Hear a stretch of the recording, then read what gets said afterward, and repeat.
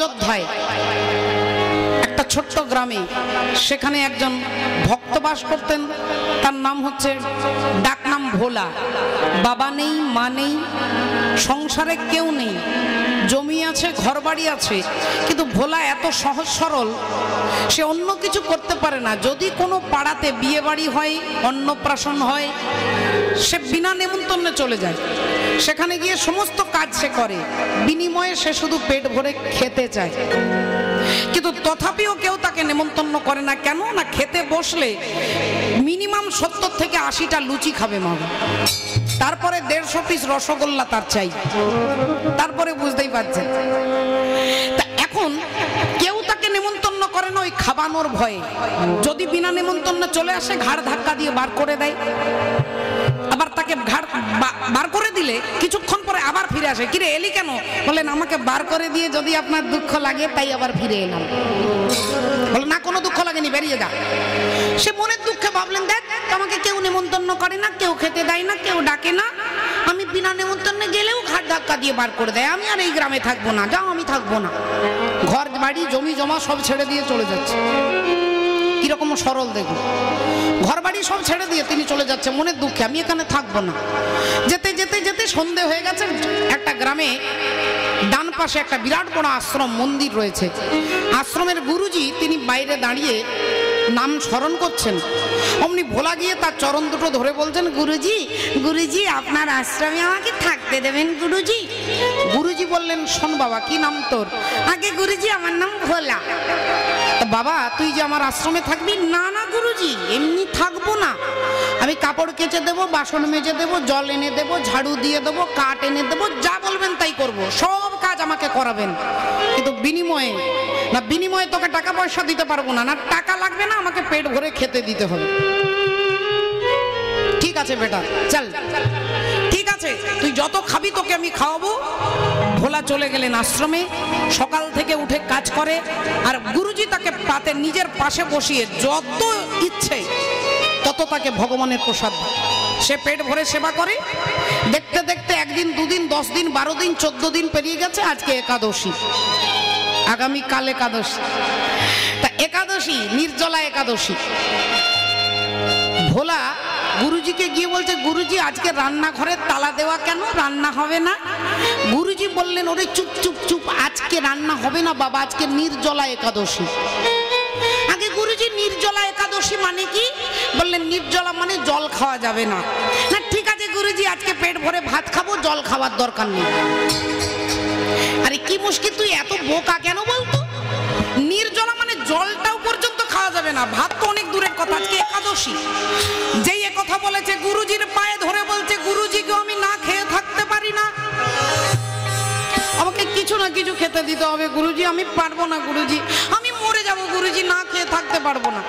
এ কথা যেই বলেছে, গুরুজি মনে মনে ভাবলেন, বেচারা এসেছে মাত্র 15 দিন, এত কঠিন নিয়ম করতে পারবে না। ঠিক আছে বাবা শোন, আজকে তোকে ভাত চিড়ে মুড়ি দিতে পারবো না, আজকে তোকে এই আটা দিচ্ছি, 250 আটা নে, আলু নে, ঘি নে, গুড় নে, একটু দূরে গাছের তলায়, ওই গাছের তলায় গিয়ে রুটি করবি, আলু সেদ্ধ করবি, ঘি মাখাবি, গুড় দিবি, নিজে খাবার আগে ভগবান রঘুবীরকে, রামচন্দ্রকে নিবেদন করে তুই খাবি। গুরুজি বলে দিয়েছে। ভোলা এসে গাছের তলায় রুটি করেছে, আলু সেদ্ধ করেছে, ঘি মাখিয়েছে, গুড় দিয়ে পাতার মধ্যে নিয়ে যেই খেতে যাবে, মনে পড়লো গুরুজি বলেছেন ভগবানকে নিবেদন করতে। তা সে তার অন্য কিছু জানে না, শুধু ভগবানকে ডাকছে, রাজা রাম আইয়ে, सीता राम आइए, मेरे भोजन का भोग लगाइए, राजा राम आइए, सीता राम आइए, मेरे भोजन का भोग लगाइए। और राजा राम आइए, सीता राम आइए, मेरे भोजन का भोग लगाइए, राजा राम आइए, सीता राम आइए, मेरे भोजन का भोग लगाइए। आध घंटा परे भगवान रामचंद्र और सीता देवी दुजने चले एसेছে।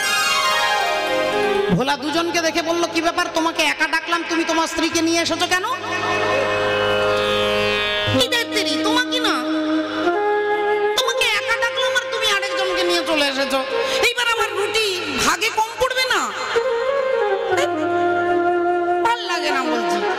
ভগবানের দিকে তাকিয়ে বলছে, হ্যাঁ গো তুমি কি সুন্দর দেখতে গো, কি সুন্দর দেখতে তুমি। তো যাক, কিছু মনে করো না, কিছু মনে করো না, পরের বারে সংশোধন করে নিও। হরিম। এবার তিনজনে মিলে রুটি সেবা করেছেন। বললেন পরের বারে একটু তাড়াতাড়ি এসো। দেখতে দেখতে আবার পরের একাদশী গুরুজিকে গিয়ে বলছে, গুরুজি 250 আটাতে হচ্ছে না, 1.5 কেজি আটা দিতে হবে।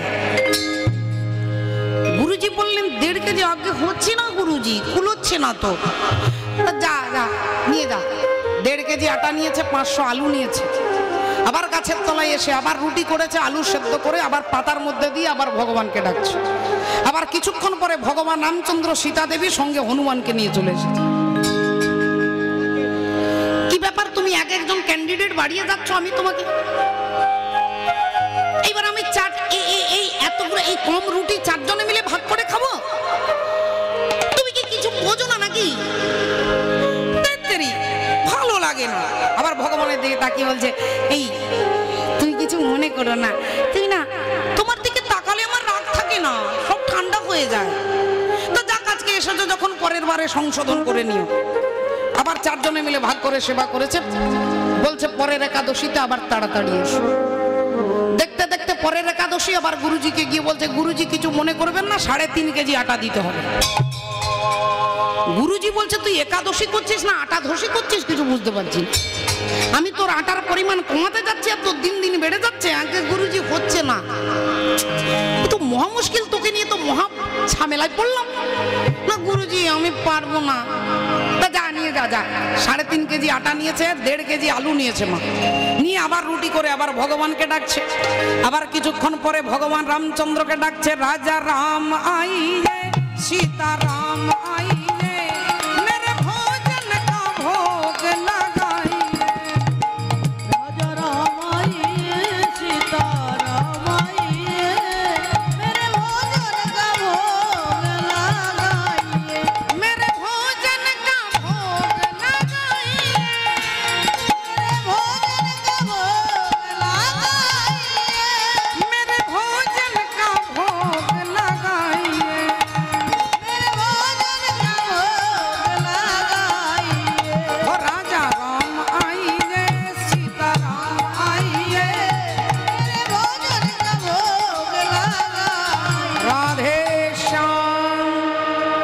কিছুক্ষণ পরে ভগবান রামচন্দ্র সীতা দেবী হনুমান সঙ্গে লক্ষণকে নিয়ে চলে এসেছেন। আজকে ভোলা কিচ্ছু বলেনি, মনে মনে ভাবলো তুমি কি ভেবেছো আমি এত বোকা নাকি, আমিও তোমাকে পরের বারে দেখাবো, এবারে আমি কিচ্ছু বলবো না। তাই সবাই মিলে ভাগ করে সেবা করেছে। পরের একাদশীতে গিয়ে গুরুজিকে গিয়ে বলছেন, গুরুজি কিছু মনে করবেন না, গুরুজি 11 কেজি আটা দিতে হবে। 11 কেজি আগে? হ্যাঁ গুরুজি, হচ্ছে না তো। মনে মনে ভাবলেন 11 কেজি আটার রুটি, আচ্ছা আমাকেও দেখতে হবে কেমন করে খাচ্ছে। ঠিক আছে, জানিয়ে যাও। 11 কেজি আটা নিয়েছে, 7.5 কেজি আলু নিয়েছে। কিন্তু আজকে রুটিও করেনি, আলু সেদ্ধও করেনি, সবকিছু রেখে দিয়ে চোখ বন্ধ করে ভগবানকে ডাকছে। আর ভগবান রামচন্দ্র সীতা দেবী হনুমান লক্ষণ ভরত শত্রুঘ্ন টোটাল ফ্যামিলি নিয়ে চলে এসেছে। এসে নিয়ে রামচন্দ্র বললেন, ভোলা তুমি রুটি করনি? ভোলা বললেন, তুমি কি ভেবেছো আমি বোকা নাকি, আমি কি কিছু বুঝি না? আমিও আগে দেখে নিলাম কতজন এসেছো, তারপরে সেই সাইজের রুটি হবে। একজন সুগার রোগী, তার 400 সুগার হয়ে গেছে, ডাক্তারের কাছে এসেছে। ডাক্তারবাবু বলছে কি খান না? রুটি খায়। কটা খান না? 6টা খাই। 500 আটার রুটি খাই। 6টা মাত্র। ডাক্তারবাবু বললেন হবে না, 2টো খান, 6টা রুটি খাওয়া যাবে না, যান। আবার দেখতে দেখতে পরের মাসে এসেছে, একই সুগার, 350। ডাক্তারবাবু বলছে আপনি কি খাচ্ছেন? না আপনি যেমন বলেছেন 2টো রুটি খাচ্ছি। তার স্ত্রী পাশে দাঁড়িয়েছিল, আচ্ছা দিদি আপনার স্বামী কি 2টো রুটি খায়? বললেন হ্যাঁ 2টো খায়, তবে 500 আটারই 2টো রুটি তৈরি করেন। 500 আটারই 2টো রুটি তৈরি করে। তাহলে ব্যাপারটা বুঝতে পারছেন? তা আজকে আমি দেখে নিলাম কতজন এসেছো, সেই সাইজের রুটি হবে। আর রুটি আমি করবো না, এত আটার রুটি আমি করতে পারবো না। ভগবান রামচন্দ্র বললেন, ভোলা তোমাকে রুটি করতে হবে না, তুমি এখানে চুপ করে বসে আমার নাম করো, আজকে সীতা দেবী রুটি করে দেবে।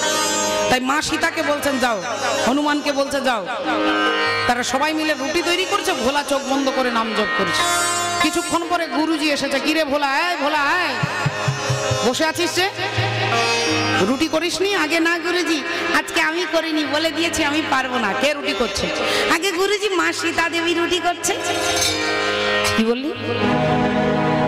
কে রুটি করছে? আগে গুরুজি সেই মা সীতা। তুই আমার সঙ্গে ইয়ার্কি করছিস? ওরে গুরুদ্রোহী দুরাচারী, ওরে বেয়াদব, তুই আমার সঙ্গে ভাবে রসিকতা করছিস? গুরুজি, গুরুজি আমি কি করলাম? সীতা দেবী রুটি করছে। আগে হ্যাঁ গুরুজি দেখুন না। গুরুজি চারিদিকে তাকাচ্ছে, তুই আমার সঙ্গে এভাবে ইয়ার্কি করছিস? তোর সাহস দেখে আমি অবাক হয়ে যাচ্ছি। আগে গুরুজি আমি। ওরে মিথ্যাবাদী!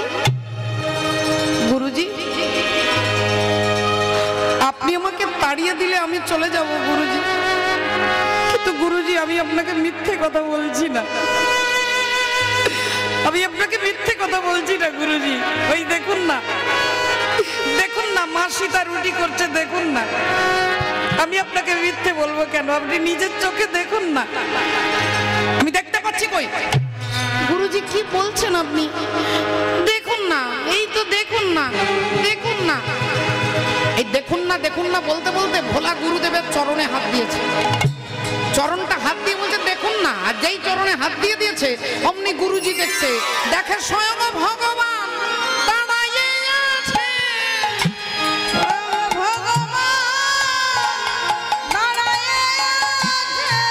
দেখে স্বয়ং ভগবান দাঁড়াইয়ে,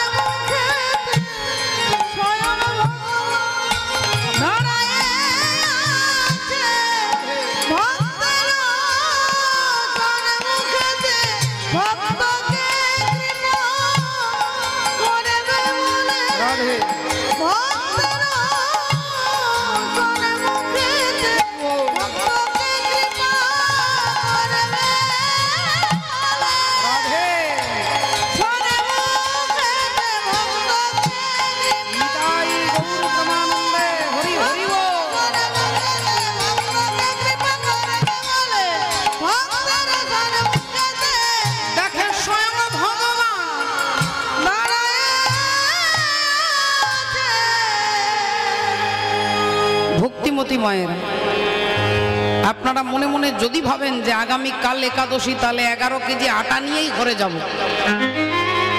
মা আটাটা দেখবেন না, তার সরলতা দেখুন, তিনি কত বড় ত্যাগী দেখুন। ঘর সংসার জমি জমা ঘর বাড়ি সব ছেড়ে দিয়ে, মান অভিমান সব ছেড়ে দিয়ে এসেছে। তার সরলতার গুণে ভগবান এসে ধরা দিয়েছে। তাই যতবার ব্রত শুধুমাত্র আমাদের মনকে ইন্দ্রিয়কে সংযম করবার জন্য। তিনি কত বড় সত্যবাদী, তিনি পায়ে ধরে বলছে আমি থাকতে পারবো না গুরুজি। আগে তার চরিত্রটা দেখুন। আটাটা বড় কথা নয়, রুটিটা বড় কথা নয়, তার সরলতার গুণে ভগবান ধরা দিয়েছে। তাই মনকে সরল করবার জন্যই বার ব্রত। রাধে রাধে। তাকে শুধুমাত্র নকল করলে হবে না বা। তাই সরলতার গুণে ভগবান ভক্তের কাছে ধরা দেয়। আজকে বসুদেব দেবকী কারাগারে কাঁদছে, আর অমনি ভগবান বললেন যে আমি তো অষ্টম সন্তান হয়ে যাব, তাহলে তার আগে তো 7 জনকে পাঠাতে হবে।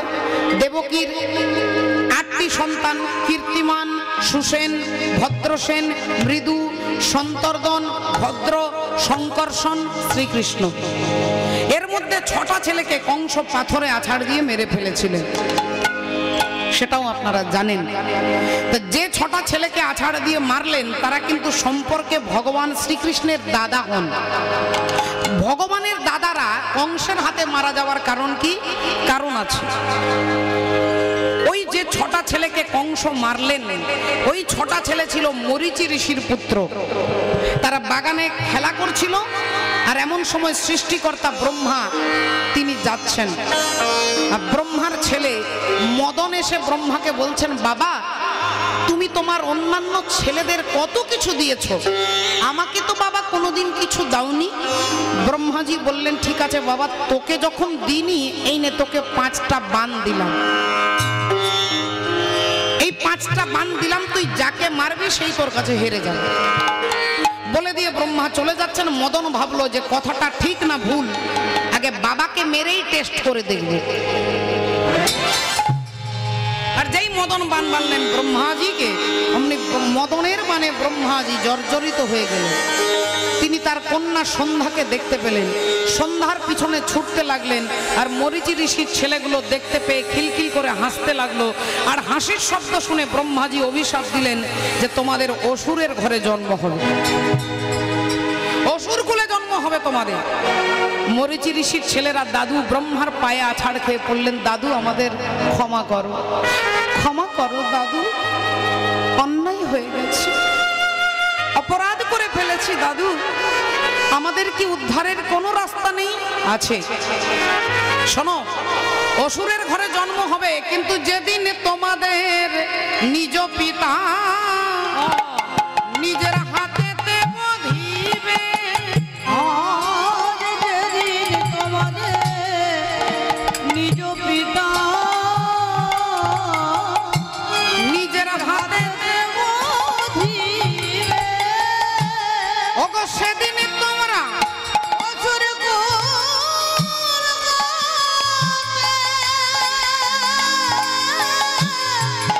উদ্ধার পাইবে, সেদিন তোদের অসুর উদ্ধার হইবে। যেদিন বাবার হাতে তোমরা মরবে সেদিন তোমরা উদ্ধার হবে। ব্রহ্মাজির অভিশাপে মরীচি ঋষির ছেলে কার ঘরে জন্ম নিলেন? হিরণ্যকশিপুর আর হিরণ্যাক্ষের কথা গতকাল আপনারা শুনেছেন। সেই হিরণ্যাক্ষের ছেলের নাম হচ্ছে কালনেমি, আর কালনেমির পুত্র হয়ে এই মরীচি ঋষির ছেলেগুলো জন্মগ্রহণ করেছে। বাবার নাম কালনেমি। বাবা যদি নিজের হাতে এদেরকে মারে তাহলে এরা উদ্ধার হবে, কিন্তু কালনেমি আগে মারা গেল, কালনেমি আগেই নিজে মরে গেলেন। তাহলে বাবা যখন মরে গেল ছেলেগুলোকে মারবে কি করে? এই ভগবান কি করলেন না, চিন্তা করে ওই কালনেমিকে করে দিল দাপর যুগে, যার নাম হচ্ছে কংস। ত্রেতা যুগের কালনেমি দাপর যুগে হয়ে গেল কংস। আর ওই এক একটা 6টা ছেলেকে দেবকীর গর্ভে পাঠাবো, আর কংস এদেরকে মারবে, আর মারলেই এরা উদ্ধার হয়ে যাবে। তাই ভক্তমণ্ডলী ভক্তিমতী মায়েরা, আজকে সেই দেবকীর গর্ভে প্রথম সন্তান আসছেন।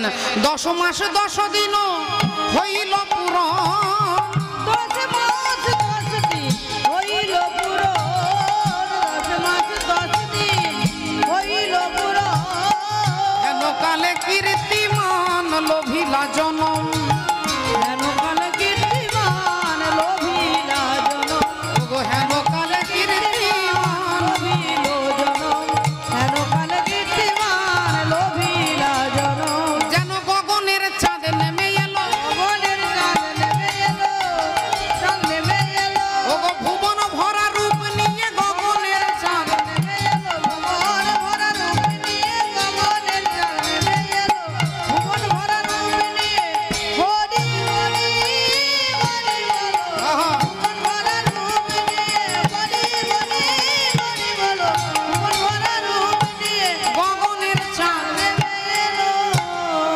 ভক্তিমতী মায়েরা, রাধে রাধে। তাহলে দেখুন, প্রথম সন্তান জন্মগ্রহণ করলো, আর বসুদেব সেই ছেলেকে কোলে নিয়ে কংসের কাছে দিতে এলেন। আর কংস ছেলেটাকে দেখার সঙ্গে সঙ্গে মায়ায় পড়ে গেলেন। তিনি চিন্তা করলেন যে এই ছেলে এত সহজ, এত সরল, এত নিষ্পাপ শিশু, না না, এ আমাকে মারতে পারবে না। আমাকে নিয়তি বলেছে 8ম সন্তান মারবে, এ তো 8ম সন্তান নয়, এ তো প্রথম সন্তান, তাই একে আমি মারবো না, ফিরিয়ে দিলেন। কিন্তু এরা তো মরীচি ঋষির পুত্র, কংসের হাতে মরলে তবে উদ্ধার হবে। চক্রবত পরিবর্তনতে সুখানি চ দুঃখানি চ, কর্ম নৈব বিলিয়তে, গীতাতে বলছেন কর্মই আমাদেরকে ঘোরাচ্ছে। কর্মচক্র, ধর্মচক্র, কর্মচক্র ঘোরে, ধর্মচক্র স্থির থাকে। আপনারা দেখেছেন আগেকার দিনে মায়েরা কলাই ভাঙা যে জাঁতা ঘোরানো হতো, 2টো চাকা থাকে, একটা নিচে একটা উপরে। নিচের চাকাটা হচ্ছে ধর্মচক্র, উপরের চাকাটা হচ্ছে কর্মচক্র। উপরের চাকাটা ঘোরে, নিচের চাকাটা স্থির থাকে। আর এই কর্মচক্রই আমাদেরকে ঘোরাই মাগো। স্থাবরং লক্ষবিংশতি নবলক্ষং চ জলজা কৃমিণাং রুদ্রলক্ষং চ 10 লক্ষং চ অণ্ডজা 30 লক্ষং চ পশুর্ণাং চ 4 লক্ষং চ মানব। 84 লক্ষ জনই ভ্রমণ করছে এই কর্মের জন্য। আর কর্মই আমাদেরকে সুখ দেয়, আর কর্মই আমাদের দুঃখ দেয়। একজন ভদ্রলোক আম বাগানের রাস্তা দিয়ে হেঁটে হেঁটে যেতে যেতে, প্রচন্ড গ্রীষ্মকাল, গরম, দেখলেন আম গাছে একটা আম হয়ে আছে, পেকে আছে লাল হয়ে। আমটাকে দেখেই ভদ্রলোক আম গাছটার কাছে ছুটে গেছে। লক্ষ্য করে দেখুন শাস্ত্র কি বলতে চাইছে।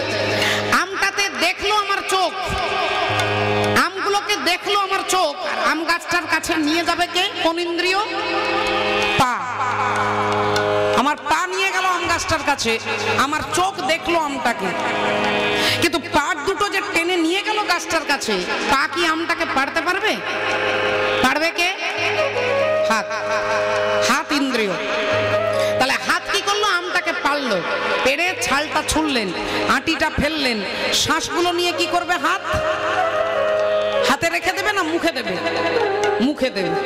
তাহলে হাতটা মুখে দিল, তা মুখটা কি আমটাকে রেখে দেবে না মুখ আমটাকে পেটের মধ্যে ট্রান্সফার করবে? পেটে পাঠিয়ে দিল। তাহলে দেখলো আমার চোখ, নিয়ে গেল আমার পা, পারলো আমার হাত, দিল মুখে, মুখ পাঠিয়ে দিল পেটে। আর অমনি বাগানের মালি একটা মোটা লাঠি এনে ওই ভদ্রলোকের পিঠে ধড়াম করে মেরেছে। পিঠের মধ্যে যেই লাঠির বাড়ি মেরেছে, পিঠ মনে মনে ভাবছে আমার দোষটা কি? দেখলো চোখ, পারলো হাত, নিয়ে গেল পা, খেলো পেট, আর আমি পিঠ মার খাবো। আমি সোজা থানায় গিয়ে এফআইআর দায়ের করবো। একবার থানাতে যাব, আমাকে মারা হলো কেন? আমি কি দোষ করেছি? আমি তো দেখিও নি, আমি নিয়েও যাইনি, আমি পারিও নি, তাহলে আমি মার খাবো কেন? তাহলে শাস্ত্র বলছে যে তোমার কর্মই তোমাকে দুঃখ দেয়, তোমার কর্মই তোমাকে সুখ দেয়। আমি কি কর্ম ভুল করলাম? আমি তো বিন্দু মাত্র কোনো দোষ করিনি, তাহলে আমি মার খাবো কেন? শাস্ত্র বললেন না, যে কর্ম ভুল করবে তাকেই যন্ত্রণা পেতে হবে। তাহলে আপনারা বলবেন পিঠ কি করলো? পিঠ তো কোনো দোষ করেনি, মার খেলো কেন? বলেন পিঠ মার খেলো, এটা আরেকটু এগিয়ে যান তাহলেই বুঝতে পারবেন। পিঠের মধ্যে লাঠিটা পড়লো, আর যেই পড়লো অমনি কাঁদতে শুরু করলো। আর যখনই কাঁদলো, জল কোথা থেকে পড়বে বাবা?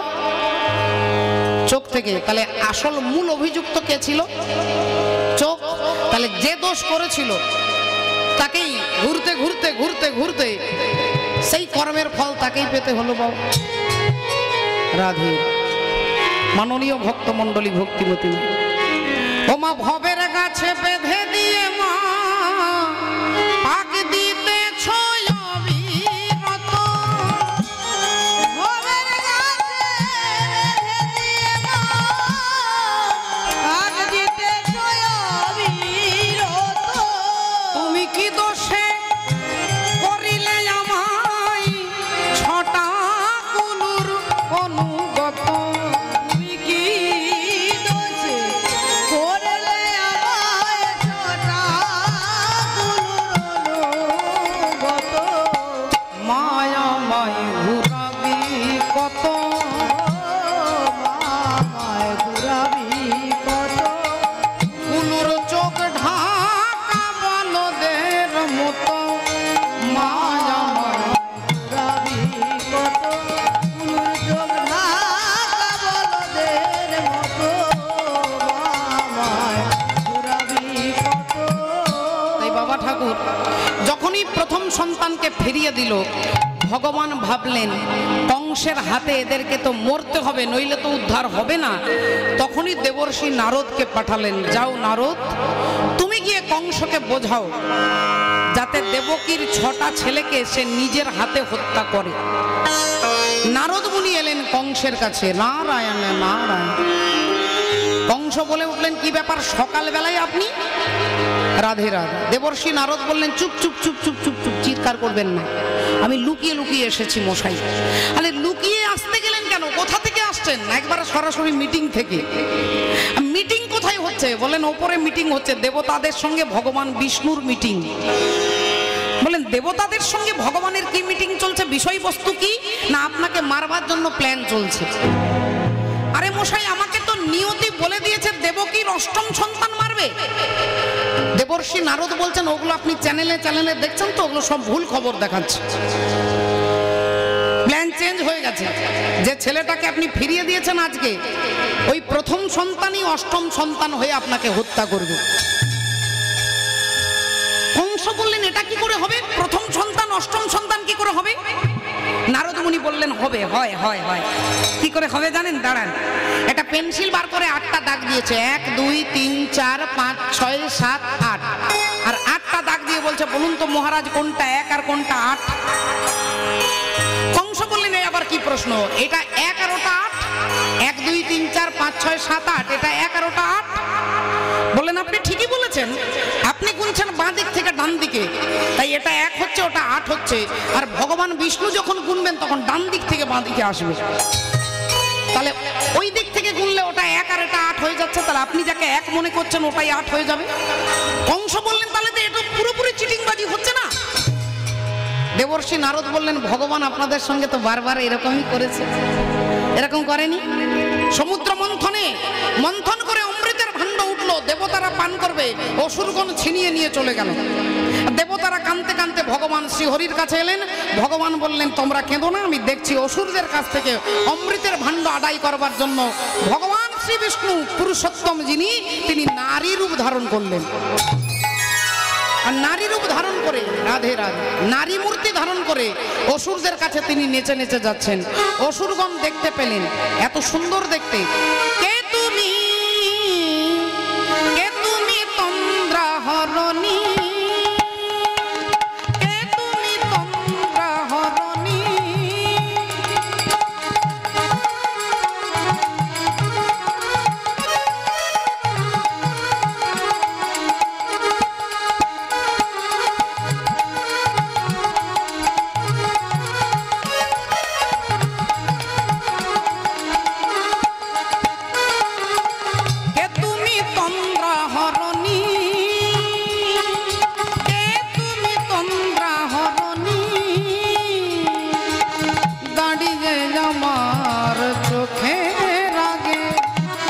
ধরালে মো পুষ্প রাগে, কে তুমি চম্পা বরণী,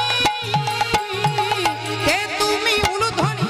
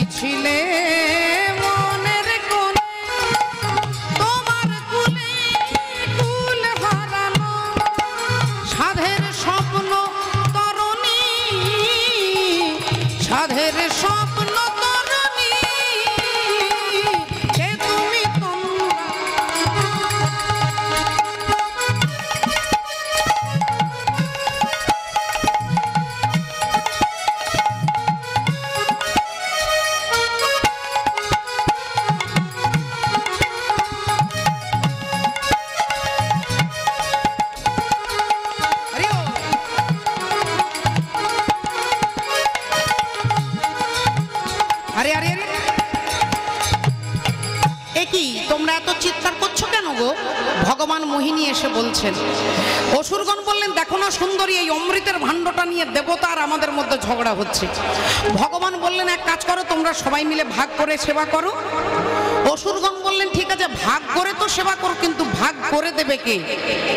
ভগবান মোহিনী বললেন, যদি আমাকে বিশ্বাস করো আমি ভাগ করে দিতে পারি। অসুরগণ বললেন, সবাইকে অবিশ্বাস করতে পারি, কিন্তু তোমাকে অবিশ্বাস করব না। হ্যাঁ, হরিও, অসুর তো আসরিক প্রবৃত্তির পুরুষ, মায়ের কথা শোনে না, কিন্তু স্ত্রী যা বলে হরি বল উঠবস করে। তুমি যা বলবে তাই শুনবো, বলো কি করতে হবে। না, এক কাজ করো, ভাণ্ডটা আমাকে দাও, তোমরা লম্বা লাইন দিয়ে বসো। ভগবানের হাতে ভাণ্ডটা দিয়েছে, ভগবান দেবতাদেরকে চোখে ইশারা করছে বসে পড়ো। তারা সিস্টেম মেনে বসছেন। তারা হাতটাকে ওপরে করেছে, মাথাটা নিচের দিকে করেছে, মোহিনীর দিকে তাকাচ্ছেন না। হাতটা উপরে, মাথাটা নিচে। আর অসুর কোনো সিস্টেমে চলে না বাবা। অসুর হাতটাকে ওপরে করেছে আর হাঁ করে ওপরে দিয়ে থাকে। আর ভগবান সেই সুযোগে দেবতাদের অমৃত ভাণ্ড দিয়েছেন, আর যেখানে অসুরদের লাইনটা শুরু সেখানে অমৃত শেষ। এইবার ভাণ্ডটা যখন বারবার নাড়া দিচ্ছে তখন অমৃতের ভাণ্ড খালি। এবার ভগবান মিছিমিছি কান্না শুরু করেছে। আর তখনই অসুরগণ বলছেন, সুন্দরী হা হা হা, তুমি কেঁদো না, কেঁদো না, কেঁদো না, আমাদের অমৃত দরকার নেই, আমরা শুধু তোমাকে চাই। আমাকে চাই? হ্যাঁ, যে আগে আমাকে চাই সে আগে চোখ বন্ধ করবে। আমার তো একটা লজ্জা আছে নাকি? তা যে আগে চোখ বন্ধ করবে সেই আগে আমাকে পাবে। অসুরগণ সব একসঙ্গে চোখ বন্ধ করেছে। আর চোখ বন্ধ করার পরে কিছুক্ষণ পরে চোখ খুলে দেখছেন ভগবান পয়াকার। দেবর্ষি নারদ বললেন, মহারাজ কংস, ভগবান এইভাবে বারবার আপনাদেরকে ঠকিয়েছে, তাই যে ছেলেটাকে আপনি ফিরিয়ে দিচ্ছেন ওই ছেলেগুলোকে ফিরিয়ে দেবেন না। কংস ভাবলেন, ঠিক কথা বলেছে তো, তাহলে আমি ফিরিয়ে দিয়ে ভুল করেছি, সংশোধন করে নেব। ছুটে গেলেন কারাগারে। একটা নয়, দুটো নয়, চারটে নয়, 6টা ছেলেকে আছাড় দিয়ে মারলেন। 6টা ছেলের উদ্ধার হয়ে চলে গেল। এইবার আসবে 7ম সন্তান, তারপরে 8ম সন্তান। এই দুটোকে মারতে পারলে আমার শান্তি। তার 7ম সন্তান দাদা বলরাম, তিনি চলে গেলেন দেবকীর গর্ভ থেকে রোহিণীর গর্ভে। রোহিণীর গর্ভে চলে গেলেন। হরিব, একজন মায়ের পেটের সন্তান আরেক মায়ের পেটে। 5000 বছর আগে দেবকীর সন্তান রোহিণীর গর্ভে চলে গেল। আজকের বিজ্ঞান, আজকের ডাক্তারবাবু, একজন মায়ের গর্ভের সন্তান আরেক মায়ের গর্ভে পালিত হচ্ছে। সারগেট মাদার, একজন মায়ের সন্তান আরেক মায়ের গর্ভে পালিত হচ্ছে। এটা 5000 বছর আগের পদ্ধতি, আজকে বিজ্ঞান সেটা আবিষ্কার করছেন। শাস্ত্র থেকেই সবকিছু নেওয়া। তাই 7ম সন্তান চলে গেল দেবকীর গর্ভ থেকে রোহিণীর গর্ভে। আর কংস খবর পেল কিনা 7 নম্বর ছেলেটা পেটেই মারা গেছে। ভাবলো যাক, তাহলে 7টা ছেলে চলে গেল, এইবার আসবে 8ম সন্তান। এইবার টেনশন বেড়ে যাচ্ছে, খাওয়া দাওয়া বন্ধ, ঘুম বন্ধ, সারাক্ষণ ভাবছে ছেলেটা কখন আসবে, কখন হবে, কখন আমি মারবো, কখন আমি মারবো। আর দেখতে দেখতে ভাদ্র মাস কৃষ্ণা অষ্টমী তিথি রোহিণী নক্ষত্রে ভগবান আসছেন কংসের কারাগারে। তিমির বিদারি অলোক বিহারী কৃষ্ণ।